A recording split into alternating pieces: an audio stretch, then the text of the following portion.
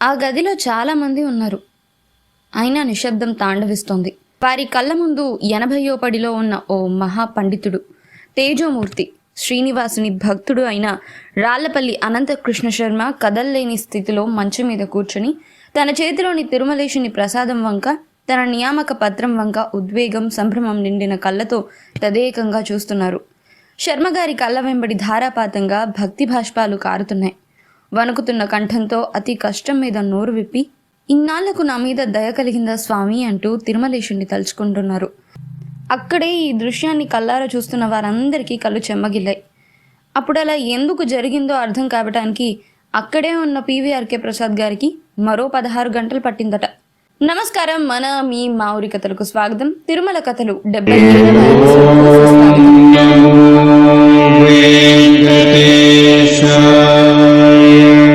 తిరుమల శ్రీనివాసుని తన భక్తిపూర్వక అక్షరమాలలతో అనునిత్యం సేవించిన మహాభక్తుడిగా తాళ్లపాక అన్నమాచారి గురించి తెలియని ఆంధ్రులు ఉండరు. ఆయన భక్తి భావావేశంతో రాసిన కీర్తనలు 30,000కు పైగా ఉన్నాయి. అన్నమయ్య భక్తితో సాగించిన సాహితీ యజ్ఞంలో విలువల్ని, ఆరాధనని గుర్తించిన అప్పటి పాలకులు ఆ కీర్తనలన్నింటినీ తామ్రపత్రాల మీద చెక్కించారు. వాటిలో కొన్నింటికి గోసాయిల ద్వారా గ్రామాల్లో ప్రచారం లభించింది. ఆ రకంగా ప్రచారంలోకి రావటం వల్లే ఈనాటికి ప్రతి తెలుగు తల్లి నోట వినిపిస్తున్న జోలపాట జో అచ్యుతానంద జోజో ముకుంద. అలా ప్రచారానికి వినియోగించిన తామ్రపత్రాలను ఆలయంలోని గోడలో నిక్షిప్తం చేశారు. ఎవరు చేశారో, ఎప్పుడు చేశారో తెలీదు. ఆ సంకీర్తనల కట్ట 20వ శతాబ్దం మధ్యకాలంలో, అంటే మహంతుల యాజమాన్యంలో ఆలయ నిర్వహణ జరుగుతున్న కాలంలో బయటపడింది. అలా బయటపడిన వాటిలో 11,000 మాత్రమే మనకు లభ్యమయ్యాయి. ఆ కీర్తనలకు వ్రాతప్రతులు తయారు చేయడంలో వేటూరి ప్రభాకర శాస్త్రి, రాళ్లపల్లి అనంతకృష్ణ శర్మ తదితరులు గణనీయమైన కృషి చేశారని చెప్తుంటారు.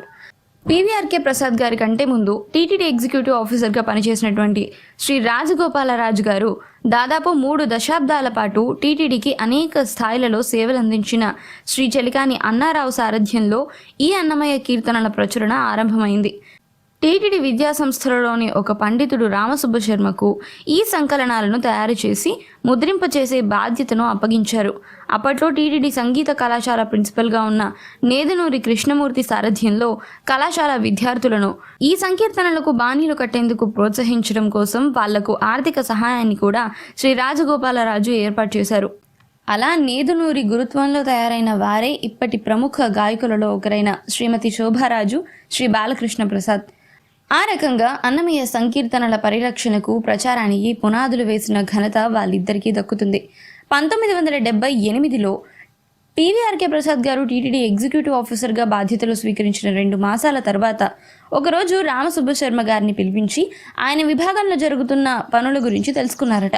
ఆయన వివరించిన దాన్ని బట్టి ఆ రాగిరేకుల్లోని సంకీర్తనలకు తెలుగు వ్రాతప్రతులైతే తయారయ్యాయి, కానీ తామ్రపత్రాల్ని పరిరక్షించే కార్యక్రమం, వేలాది కీర్తనలకు ఎడిటింగ్, ప్రింటింగ్ ఇంకా జరగాల్సి ఉంది. అలాగే ఆ సంకీర్తనలలోని అనేక మాటలకు, అంటే ఆ మాండలికాల్లో కాలానుగుణంగా వచ్చిన మార్పుల వల్ల అర్థాలు రాయాల్సి ఉంది. అది ఒక బృహత్ కార్యక్రమం.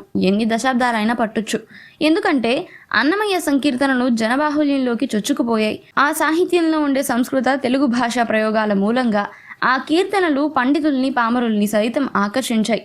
ఆ కీర్తనల్లో శాస్త్రీయ ధోరణి ఉంది, జానపద ప్రయోగం ఉంది, లాలిపాటలుగా చలామణి అయ్యే లాలిత్వం ఉంది, శృంగార కళ ఉంది, ప్రేమభావం ఉంది, పొంగి పొర్లే భగవద్ ఆరాధన ఉంది. నిజానికి మెండైన బ్రాహ్మణుడు మెట్టుభూమి ఒకటే, చండాలుడుండేటి సరిభూమి ఒకటే అంటూ సమసమాజ తత్వాన్ని ఎన్నో వందల సంవత్సరాల క్రితం ప్రచారంలోకి తీసుకువచ్చిన వాడు కూడా అన్నమయ్యే.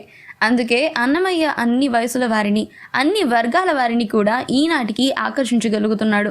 అయితే అన్ని కీర్తనలలోని లక్షణం భగవంతుని లీలల్ని వర్ణించడం, భగవద్ ఆరాధన మాధుర్యాన్ని మనకి పంచిపెట్టడం, ఎంత లోతైన విశాలమైన భక్తి వేదాంత తత్వాన్ని అన్నమయ్య తన సాహిత్యంలో చిందించారంటే ఈనాటికి ఆ సాహిత్యం పైన పరిశోధనలు కొనసాగుతూనే ఉంటాయి.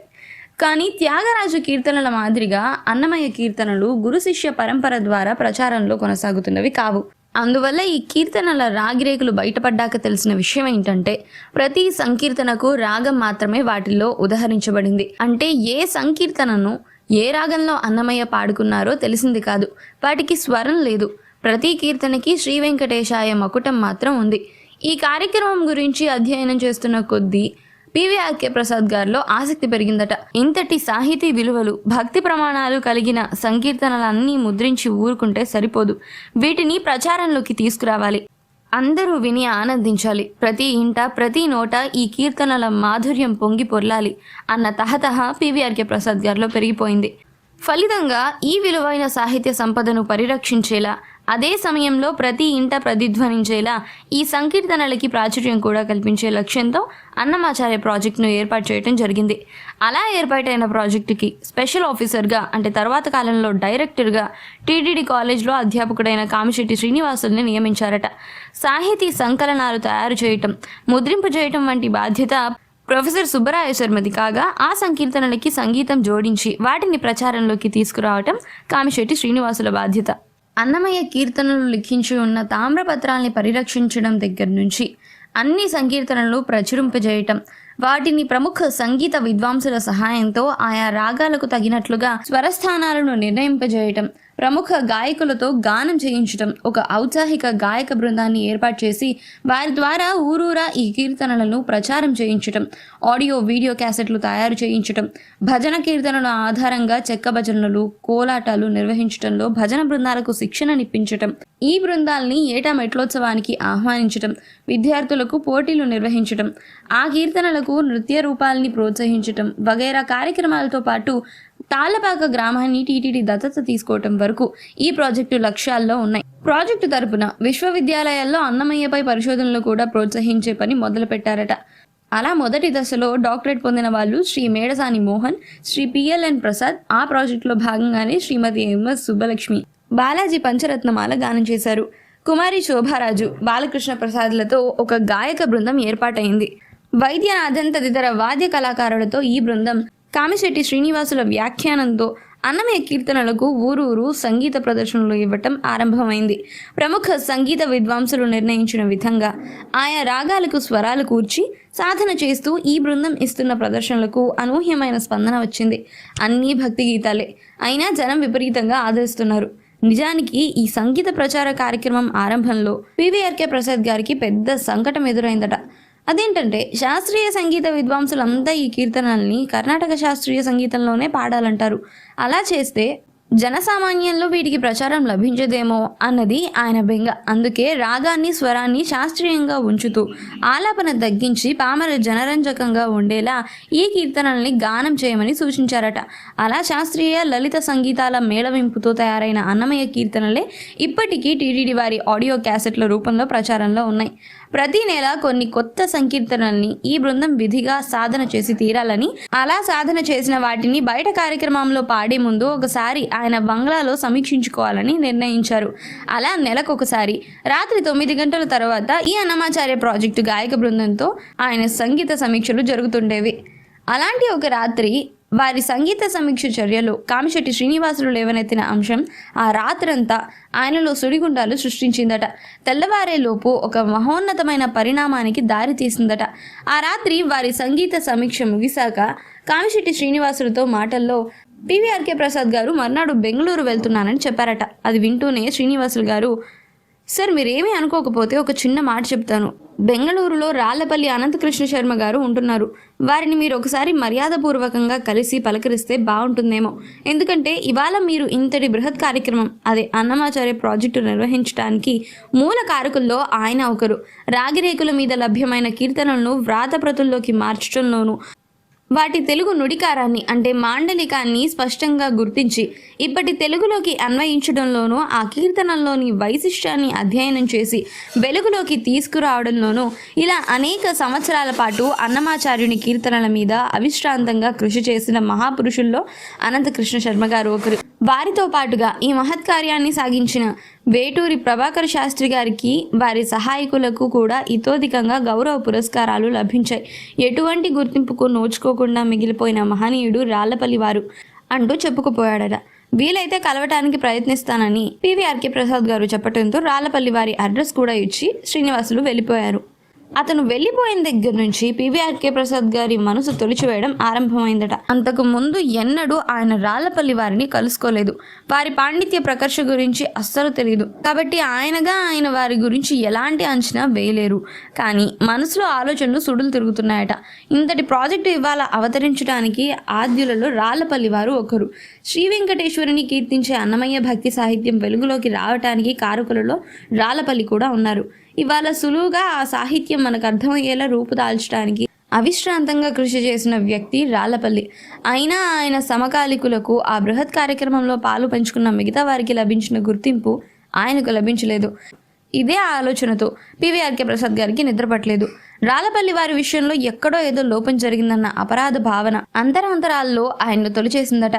ఈ లోపం ఎలా జరిగింది అన్న ప్రశ్న కన్నా దీన్ని ఎలా సవరించాలి అన్న వేదన ఆయన మస్తిష్కాన్ని మందించేసిందట.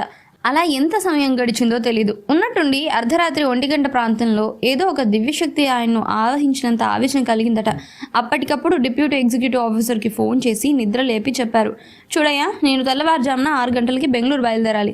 ఆలోగా రాళ్లపల్లి అనంతకృష్ణ శర్మ గారిని టీటీడీ ఆస్థాన విద్వాంసులుగా నియమిస్తున్నట్లు ఒక నియామక పత్రం, శ్రీవారి $1 ఒక శాలువ, శ్రీవారి ప్రసాదం లడ్డు, అక్షింతలు వగేరా సరంజామా అంతా నా బంగ్లాకు చేరిపోవాలి. డిప్యూటీ ఎగ్జిక్యూటివ్ ఆఫీసర్ నిర్ఘాంతపోయాడు అంతా వింటూనే. ఎందుకంటే ఆస్థాన విద్వాన్గా ఎవరిని నియమించాలన్నా టీటీడీ బోర్డు ఏటా ఒక నిపుణుల కమిటీని నియమించాలి. ఆ కమిటీ వారు ఏ రంగాల్లో ఆస్థాన విద్వాంసులు ఇంకా నియమింపబడలేదో చూసి ఆ రంగాల్లో నిష్ణాతుల పేర్లు పరిశీలించి పేర్లు సిఫార్సు చేస్తే ఆ సిఫార్సుని బోర్డు అంగీకరించి ఆయా నిష్ణాతులకు పంపితే వారు అంగీకారం తెలిపితే అప్పుడు వారికి తిరుమల బ్రహ్మోత్సవాల సదస్సుల్లో మర్యాదలు చేసి ఆస్థాన విద్వాంసులుగా నియమిస్తున్నట్లు ప్రకటించాలి.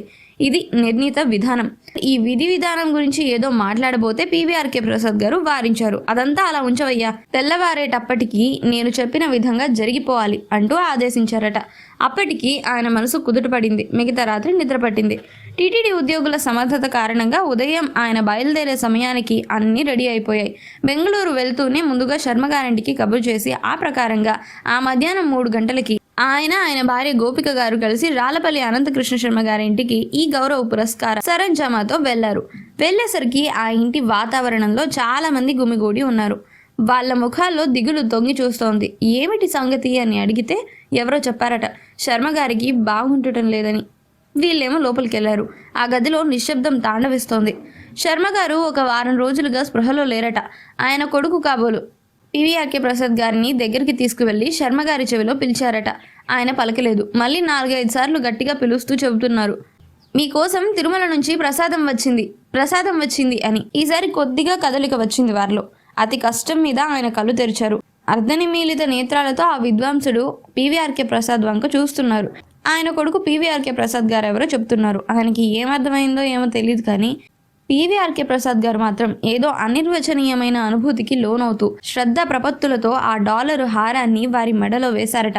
శాలువా కప్పారు. ఆస్థాన్ విద్వాంసుడి నియామక పత్రాన్ని, శ్రీవారి ప్రసాదాన్ని వారి చేతుల్లో పెట్టి నమస్కరించారట. కొడుకులు వారికి కొద్దిగా మెడ ఎత్తి నడుము క్రింద దిండ్లు అమర్చి వెనక్కి వాలి కూర్చున్న స్థితిలో కూర్చోబెట్టే ప్రయత్నం చేశారు. అప్పుడు గమనిస్తే ఆయన కళ్ళు తెరిచి చూస్తున్నారు. కానీ ఆ దృష్టి పివిఆర్కే ప్రసాద్ గారి మీద లేదు. తన చేతిలోని శ్రీవారి ప్రసాదం మీద, ఆ నియామక పత్రం మీద ఉంది. ఆయన కంటి వెంట బాష్పాలు ఏకధారగా కారుతున్నాయట. పెదిమలు వణుకుతున్నాయి. క్రమంగా నోరు పెగిలింది.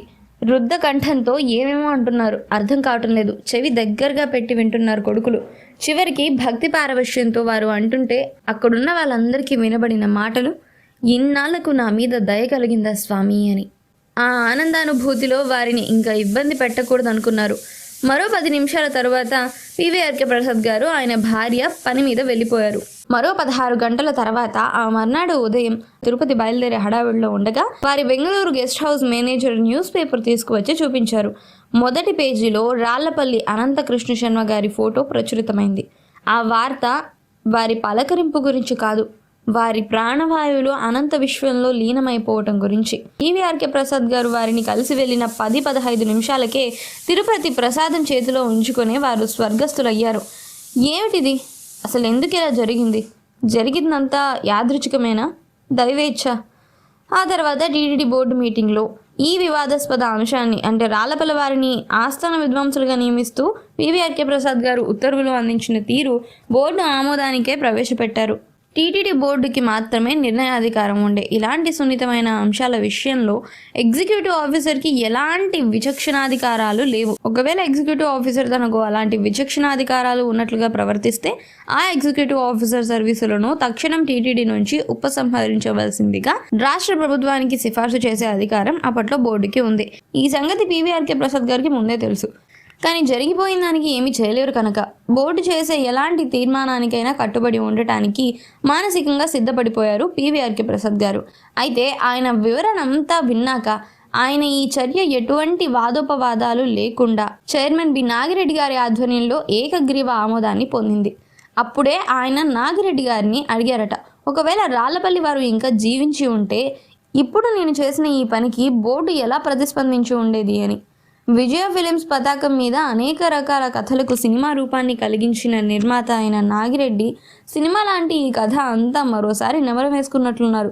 కొద్ది క్షణాల పాటు మాట్లాడలేదు. తర్వాత సాలోచనగా తల పంకిస్తూ, చూడండి ప్రసాద్ గారు, ఏది ఎలా జరగాల్సి ఉందో అలా జరిగిందండి, సరిపెట్టుకోవడమే తప్ప ఇప్పటిక అలాంటి ప్రశ్నలు మీరు అడగకూడదు, జవాబు ఆశించకూడదు, సరేనా అన్నారట. ఆలయంలో లభించిన రాగిరేకులలోని సాహిత్యాన్ని పఠనయోగ్యమైన తెలుగులో పరిష్కరించే బృహత్ కార్యక్రమాన్ని శ్రీ రాళ్లపల్లి అనంతకృష్ణ శర్మకు 1951లో దేవస్థానం వారు అప్పగించారు.